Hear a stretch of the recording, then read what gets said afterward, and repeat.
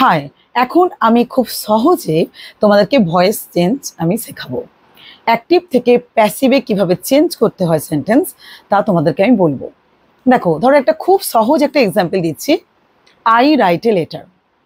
তো আমি একটা চিঠি লিখি, এটা প্রেজেন্ট সিম্পলি রয়েছে।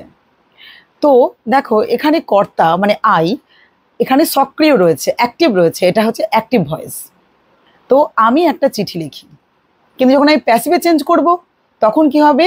কাজটা কারোর দ্বারা সম্পন্ন হয়, কারোর দ্বারা হয়।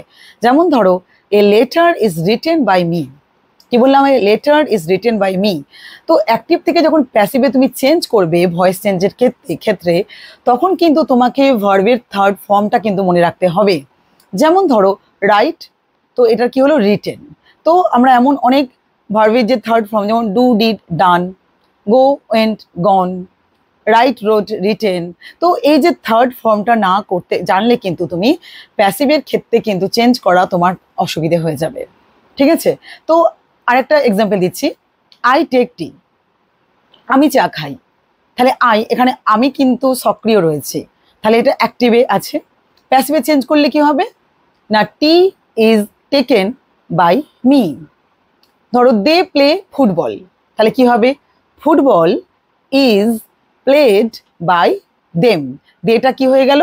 দেমে চেঞ্জ হয়ে গেল, দেম। আই থাকলে মি হবে, দে থাকলে দেম হবে, উই থাকলে আস হবে। এগুলোও কিন্তু মনে রাখতে হবে। ঠিক আছে? কিছু কিছু নিয়ম আছে যেগুলো মনে রাখলে তোমরা কিন্তু অ্যাক্টিভ থেকে প্যাসিভে চেঞ্জ করতে অনেকটা সুবিধা হবে। আর তাছাড়া প্র্যাকটিস যদি করো, কন্টিনিউ যদি প্র্যাকটিস করো, তাহলে কিন্তু তুমি অটোমেটিক্যালি এই নিয়মগুলো কিন্তু মাথায় রাখতে পারবে।